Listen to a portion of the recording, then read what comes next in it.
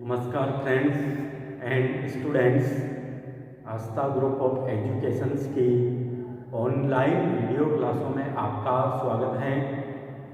आज हम gametophyte generation को स्टडी करेंगे।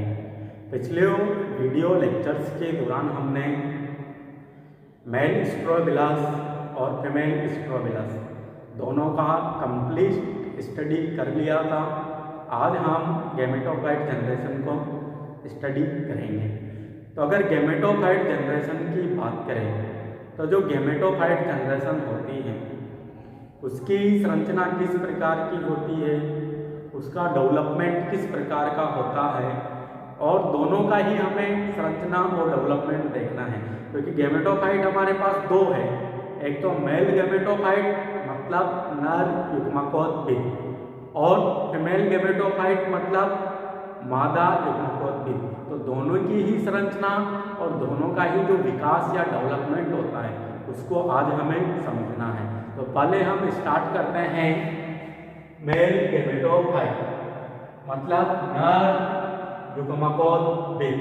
तो नर युग्मकोद्भिद से पहले हमें समझना होगा स्ट्रक्चर ऑफ माइक्रोस्पोर मतलब लघु बीजाणु की संरचना।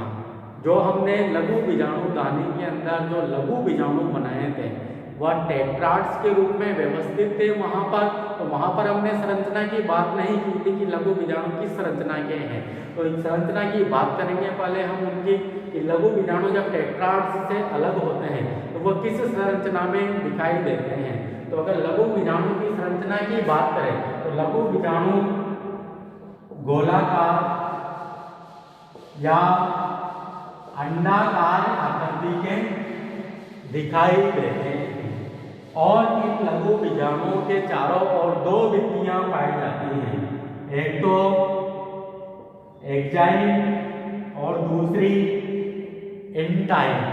जो एक्जाइन भित्ति होती है वह लघु बीजाणु की बाह्यतम भित्ति होती है और यह मोटी तथा चिकनी भित्ति होती है।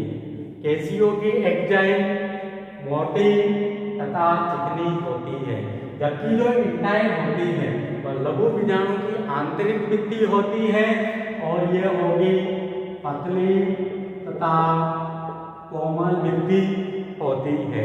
और लघु बीजाणु के अंदर अगुणित केंद्रक युक्त जीव द्रव्य उपस्थित होता है और लघु बीजाणु ही नर युग्मकोद्भिद की प्रथम कोशिका होती है। क्योंकि नर युग्मकोद्भिद का निर्माण किसके द्वारा किया जाएगा, इस लघु बीजाणु या परागकण के द्वारा ही नर युग्मकोद्भिद का निर्माण किया जाएगा। इसी कारण इसे नर युग्मकोद्भिद की प्रथम कोशिका माना जाता है। तो यह देखी हमने माइक्रोस्पोर की संरचना। अब क्या देखेंगे, नर युग्मकोद्भिद का डेवलपमेंट। तो जो सेकंड पॉइंट होगा हमारा वह क्या होगा, नर युग्मकोद्भिद का विकास या डेवलपमेंट ऑफ मेल गैमेटोफाइट्स। अगर नर युग्मकोद्भिद के विकास की बात करेंगे तो नर युग्मकोद्भिद का जो विकास होता है वह हमेशा की तरह ही विभिन्न चरणों में संपन्न होता है। और वह चरण कौन कौन से हैं, एक तो प्री पॉलिनेशन डेवलपमेंट, फिर उनका पॉलिनेशन होता है जिसमें कोई विकास नहीं होता, और फिर होता है पोस्ट पॉलिनेशन डेवलपमेंट।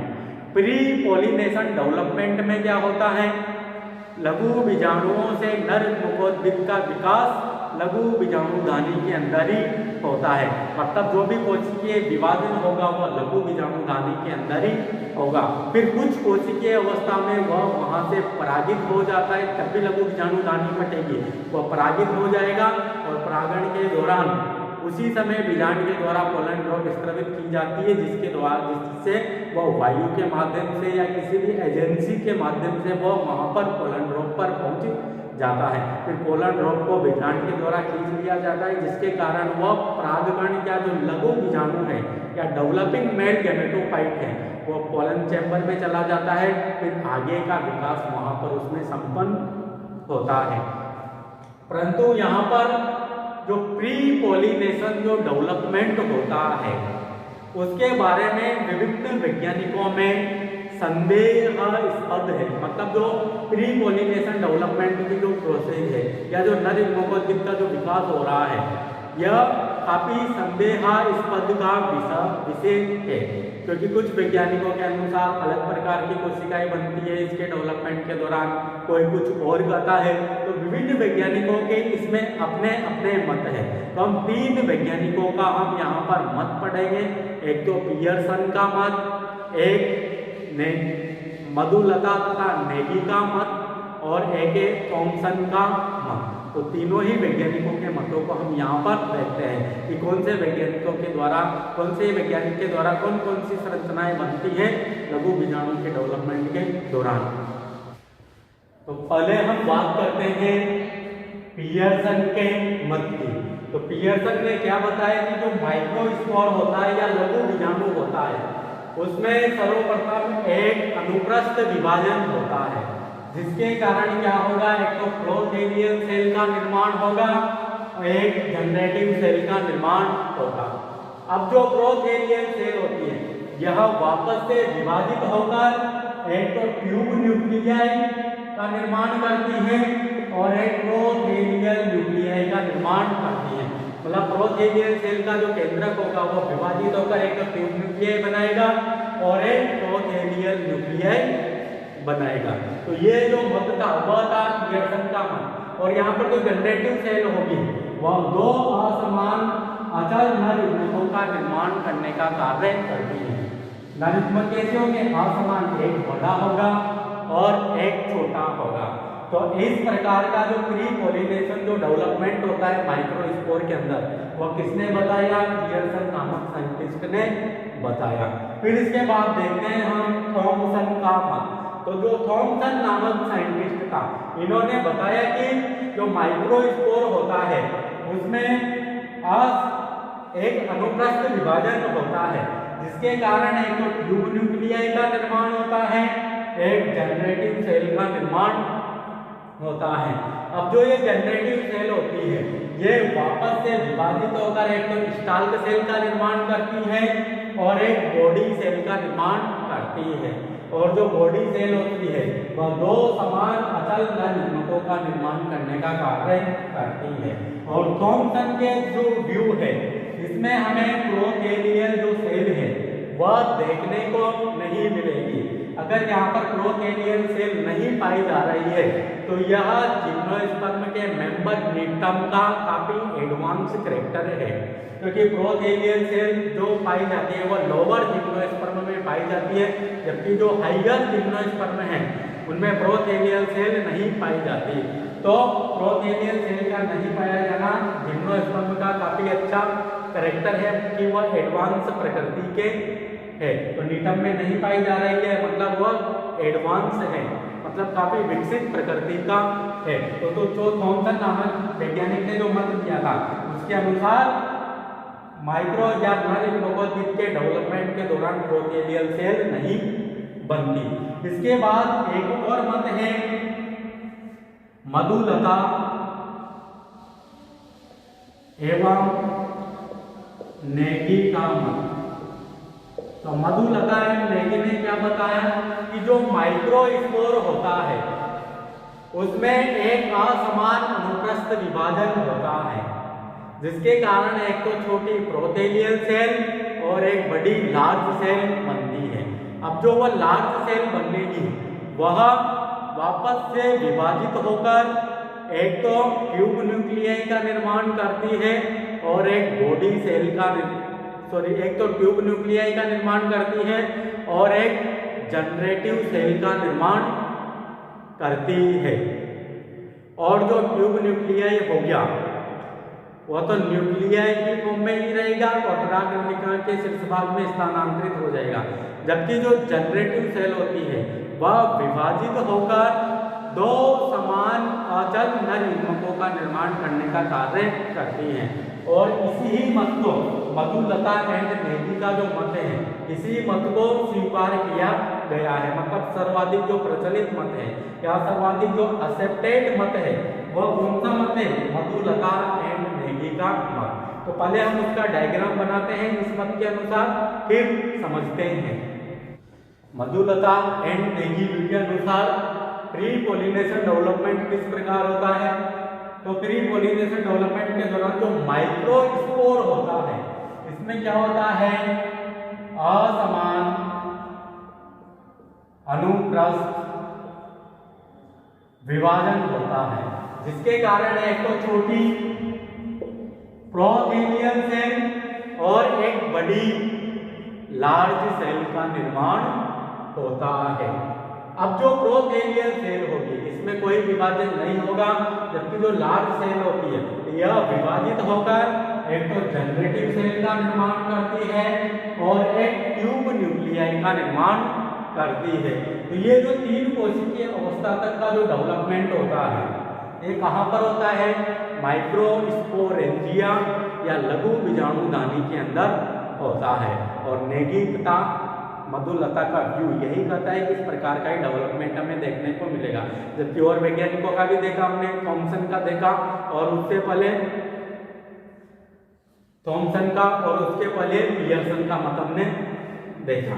अब क्या होता है इस 3 मतलब 2 कोशिकीय और 1 केंद्रकीय अवस्था में, या हम शुद्ध रूप से बोले तो यही बोलेंगे 2 कोशिकीय 1 केंद्रकीय अवस्था में ही जो ये लघु बीजाणु है वह यहाँ से क्या हो जाता है? परागित हो जाता है। और इसी दौरान जो बीजांड होता है उसके द्वारा पोलन ड्रॉप स्त्रवित की जाती है, जिससे यह डेवलपिंग मेल गैमेटोफाइट या लघु बीजाणु आकर्षित होगा और उस बीजांड के जो पोलन ड्रॉप है उससे वह चिपक जाएगा और उसे चिपककर उस पोलन ड्रॉप को वापस से बीजांड खींच लेगा, जिसके कारण जो यह डेवलपिंग मेल गैमेटोफाइट है वह या उसके अविकसित पोलन चेंबर में चला जाएगा और आगे का विकास वहीं पर ही इसमें संपन्न होता है। तो पहले प्री पोलिनेशन डेवलपमेंट देगा, उसके बाद हमने पोलिनेशन करा दिया। अब आगे का जो विकास होता है उसे क्या कहेंगे? पोस्ट पोलिनेशन डेवलपमेंट, मतलब परागण पश्चात विकास। तो जो परागण पश्चात विकास होता है उस दौरान क्या होता है?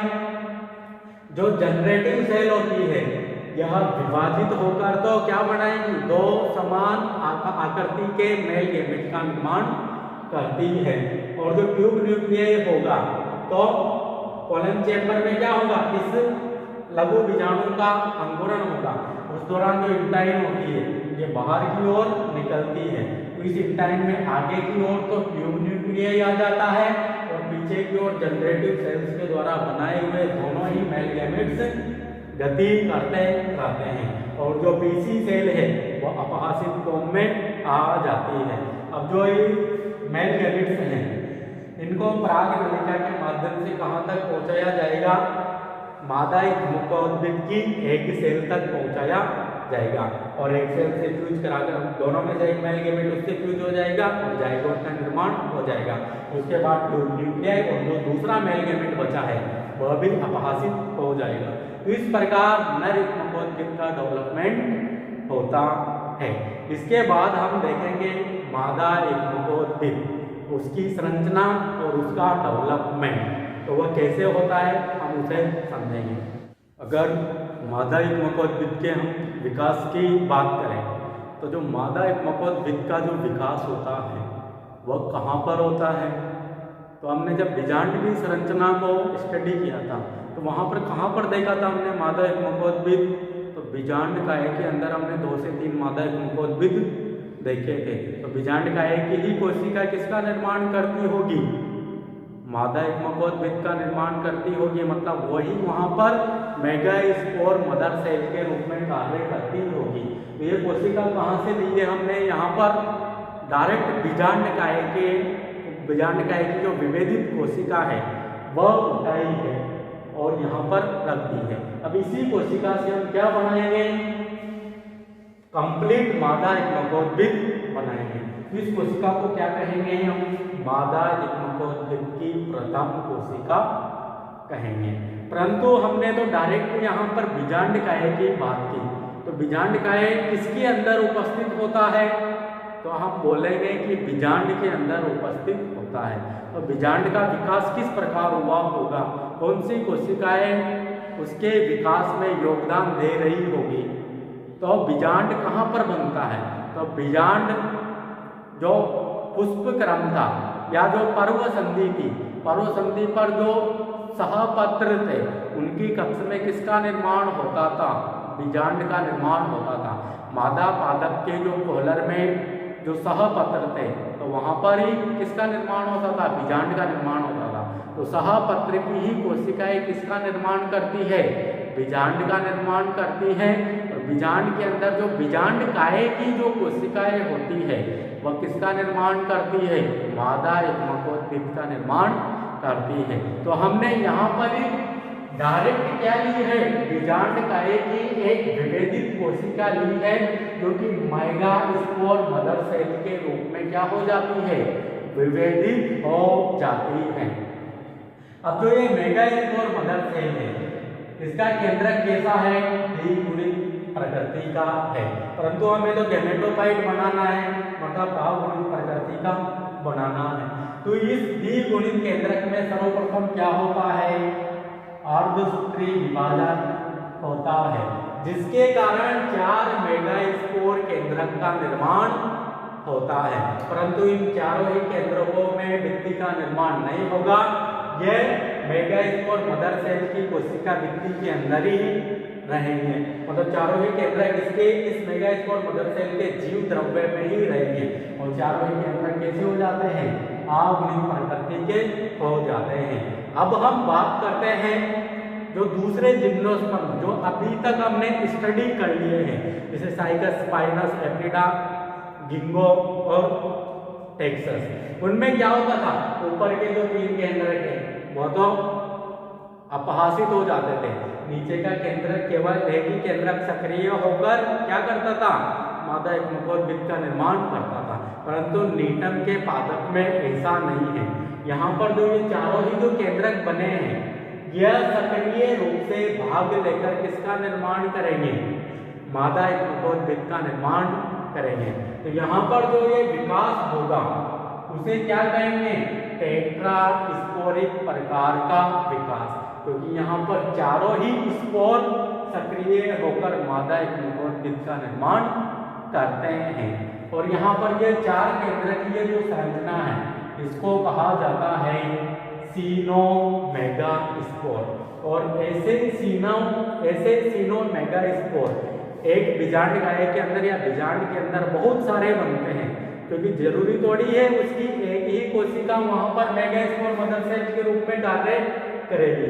वहां पर बहुत सारी कोशिकाएं होंगी जो कि मेगास्पोर मदर सेल के रूप में विभेदित हो जाएगी और वह अनेक सीनोमेगास्पोर बनाएगी। यहाँ तो केवल हम एक का ही अध्ययन कर रहे हैं तो एक ही बनाना पड़ेगा, तो वहां पर बहुत सारे बनते हैं, परंतु उन बहुत सारों में से लगभग 2 से 3 ही सीनोमेगास्पोर आगे विभेदित होकर या विभाजित होकर किसका निर्माण करेंगे, मादा युग्मकोद्भिद का निर्माण करेंगे।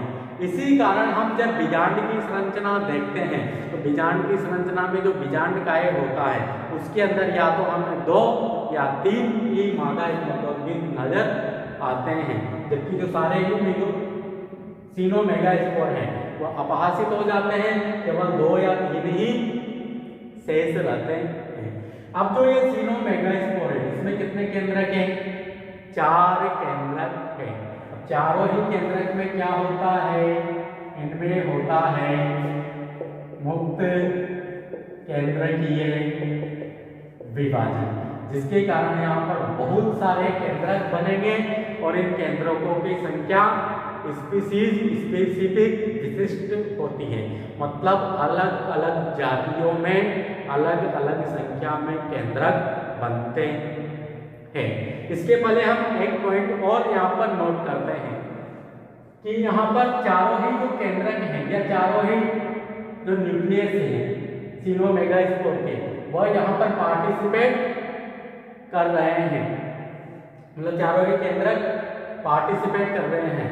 तो इन कोशिकाओं का या यहाँ पर जो केंद्रक बनेंगे इनका जो जेनेटिक कॉन्स्टिट्यूशन होगा या जो आनुवांशिक संगठन होगा वो अलग अलग होगा, क्योंकि चारों ही केंद्रक अर्धसूत्री विभाजन के फलस्वरूप बने हैं। तो इनमें जो आनुवांशिक जो संगठन है या इन पर जो जीन्स गए हैं वो थोड़े डिफरेंट होंगे, तो आनुवांशिक संगठन यहाँ पर थोड़ा डिफरेंट प्रकार का होगा। जबकि जो हमने पिछले जो जिम्नोस्पर्म पढ़े वहाँ पर केवल एक ही केंद्रक पार्टिसिपेट कर रहा था, तो एक ही केंद्रक का जो जीनोम है तो उसी जीनोम की जितने भी जो कोशिकाएं बनेगी मादा युग्मकोद्भिद के अंदर वह सेम आनुवांशिक कॉन्स्टिट्यूशन आनुवांशिक संगठन की होगी, मतलब एक ही प्रकार के जीन सभी कोशिकाओं में पाए जाएंगे या सभी कोशिकाओं में सेम प्रकार का गुणसूत्र पाया जाएगा जिसके अंतर्गत सेम प्रकार के जीन उपस्थित होंगे, परंतु यहाँ पर अलग अलग प्रकार के हैं। और यहाँ पर चारों ही भाग ले रहे हैं, इसे टेट्रास्पोरिक प्रकार का विकास कहेंगे। अगर एक भाग लेता इसे क्या कहेंगे, मोनोस्पोरिक प्रकार का विकास। अगर दो भाग लेते इसे क्या कहते हैं, बाइस्पोरिक प्रकार का विकास, जो कि हमें एंजियोस्पर्म में देखने को मिलता है। एंजियोस्पर्म में जो मोनोस्पोरिक प्रकार का जो विकास है वह हमें देखने को मिलता है, और वहां पर हमें पॉलीगोनम टाइप ऑफ भ्रूणकोश देखने को मिलता है, क्योंकि ऊपर के तीन तो अपाशित हो जाते हैं, केवल एक बचता है। उस एक में क्या होता है, एक समसूत्री विभाजन होता है जिसके कारण दो बनते हैं, एक ऊपर चला जाता है एक नीचे चला जाता है, फिर इनमें वापस है दो विभाजन और होते हैं, जिसके कारण चार केंद्रक या चार कोशिकाएं और बनती हैं। तीन तो ऊपर आती है, तीन ही नीचे रहती है, और एक ऊपर से बीच में आती है, एक इधर से बीच में जाएगी, और यहाँ पर एक द्वितीय केंद्रक बन जाता है। इसे क्या कहते हैं, पॉलीगोनम टाइप ऑफ भ्रूणकोश। भ्रूणकोश का दूसरा नाम ही क्या है, मादा युग्मकोद्भिद है। वहां पर तो पॉलीगोनम टाइप का, ओइनोथेरा प्रकार का, मतलब डिफरेंट प्रकार के देखने को मिलते हैं, परंतु उनको वहीं पर ही हम समझेंगे। यहाँ तो हम चारों ही केंद्रक से स्टार्ट करते हैं और इसको टेट्रास्पोरिक कहते हैं। इनमें मुक्त केंद्रकीय विभाजन होगा जिसके कारण बहुत सारे केंद्रक बनेंगे, और उन केंद्रकों की संख्या पादप की जाति के ऊपर डिपेंड करते हैं कि नीटम किस जाति का है। जैसे नीटम निमोन की बात करें तो 1500 केंद्रक बनेंगे, नीटम मूला की बात करें तो 256 केंद्रक बनेंगे। अब जो ये केंद्रक है, ये केंद्रक ज्यादा तो किस भाग में रहेंगे, आधारी भाग में रहेंगे। अब इन केंद्रकों के चारों ओर क्या होता है, एक अस्थायी रिक्तिका का निर्माण हो जाता है, मतलब इनके केंद्र में एक अस्थायी रिक्तिका बन जाएगी, जिसके कारण जो ये सभी केंद्रक हैं ये परिधि की ओर चले जाएंगे, और फिर बाद में धीरे धीरे क्या होता है, जैसे जैसे डेवलपमेंट होता जाता है, इन केंद्रकों के आधारीय भाग में क्या होता है, कोशिका भित्ति का निर्माण प्रारंभ हो जाता है। मतलब आधारीय भाग के केंद्रक हैं, इनमें कोशिका भित्ति का निर्माण हो जाएगा, जिसके कारण जो रिक्तिका है वह धीरे धीरे यहाँ से लुप्त हो जाएगी, और यहाँ पर कोशिका भित्ति का निर्माण होने के पश्चात तो ये आधारीय भाग का जो कोशिकीय मादा युग्मकोद्भिद बना है, ये जो कोशिकीय भाग है ये धीरे धीरे किसमें विभेदित हो जाता है, आगुणित भ्रूणकोश में विभेदित हो जाता है, और इसका निर्माण निषेचन से पहले ही हो गया। तो जो आगुणित जो भ्रूणकोश होता है उसका निर्माण निषेचन से पहले ही यहाँ पर संपन्न हो जाता है। मतलब आधारीय भाग के केंद्रकों के चारों ओर ही किसका निर्माण होगा, कोशिका भित्ति का निर्माण होगा, और कोशिका भित्ति के निर्माण के पश्चात जो यहाँ पर कोशिकीय संरचनाएं बनेगी आधारीय भाग में, वह आगुणित भ्रूणकोश के रूप में विभेदित हो जाता है, और इसका निर्माण निषेचन से पहले ही हो जाता है। जबकि ऊपरी भाग कैसा है, फिर भी केंद्रकीय ही है, और इस ऊपरी भाग के जो कुछ केंद्रक होते हैं वह काफी बड़े होकर या सुविकसित होकर किसकी भांति कार्य करते हैं, एग सेल की भांति कार्य करते हैं, मतलब एग सेल के रूप में विभेदित हो जाते हैं। तो यहाँ पर एक सेल हमें 1 से 2 देखने को मिल सकते हैं, मतलब 1 या 2 केंद्रक यहाँ पर एक सेल के रूप में कार्य करेंगे।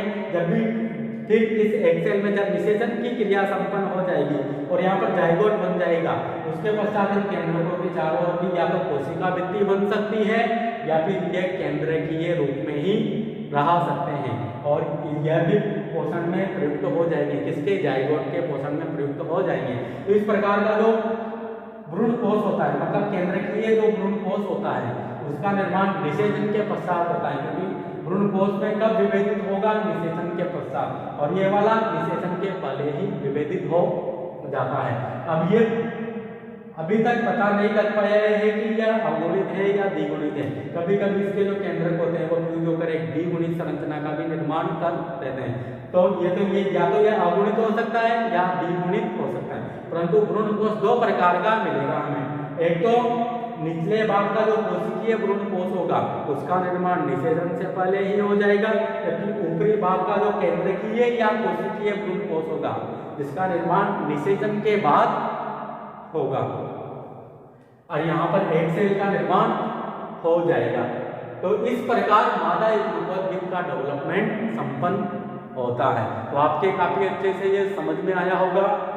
अगर कुछ पॉइंट आपके समझ में नहीं आए तो वीडियो को दोबारा से देख लीजिए। अगर मैं स्पीडी तरीके से बोल रहा हूँ तो आप प्लेबैक स्पीड में जाकर जो वीडियो की जो वॉइस स्पीड है उसको भी आप कम कर सकते हैं। तो आज के लिए इतना ही काफी है। सॉरी, इसके बाद हम देखते हैं यहाँ पर निषेचन की प्रोसेस को भी देख लेते हैं, क्योंकि हमने मेल गैमेटोफाइट के अंदर मेल गैमेट्स का या नर युग्मकों का निर्माण कर लिया, और जो फीमेल गैमेटोफाइट है उसके अंदर क्या बना ली है, एग सेल बना ली है। अब तो इनको मिलाना ही बाकी है। तो उस मिलाने की जो प्रोसेस होती है उसे क्या कहते हैं, निषेचन कहते हैं। और निषेचन के दौरान क्या होता है, कोलन चैम्बर में जो मेल गैमेटोफाइट है या लघु बीजाणु है वह अंकुरित होता है, प्राग नलिका बनेगी, प्राग नलिका के माध्यम से ट्यूब न्यूक्लियाई के पीछे पीछे जो दोनों मेल गैमेट्स है वह गमन करते हुए इस मादा युग्मकोद्भिद के यहाँ पर पहुँचते हैं, और यहाँ पर पहुँचने के पश्चात ट्यूब न्यूक्लियाई सॉरी प्राग नलिका का अग्रसिरा पड़ जाता है, जिसके कारण ट्यूब न्यूक्लियाई भी मुक्त हो जाएगा, दोनों नर युग्मक भी मुक्त हो जाएंगे, और दोनों में से एक मेल गैमेट इस एक सेल को फ्यूज करके यहाँ पर क्या बना देगा, जाइगोट बना देगा, और बाद में एक मेल गैमेट जो दूसरा बचा मेल गैमेट है और ट्यूब न्यूक्लियाई है वह अपहासित हो जाता है। इस प्रकार निषेचन की प्रक्रिया संपन्न हो जाती है, और प्राग नलिका के माध्यम से यहाँ पर निषेचन हो रहा है।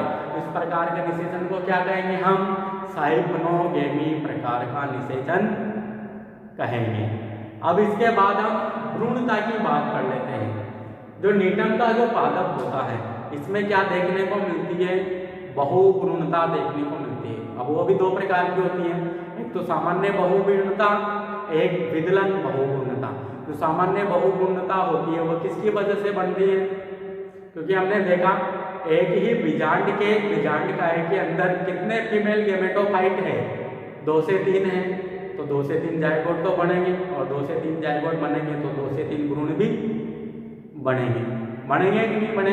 इस प्रकार की जो बहुभ्रूणता होती है उसे तो कहा जाता है सामान्य बहुभ्रूणता।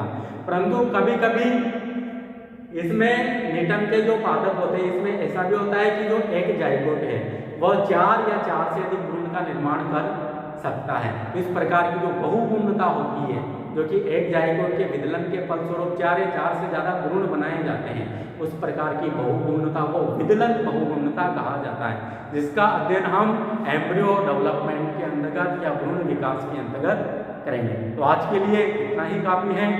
Thank you.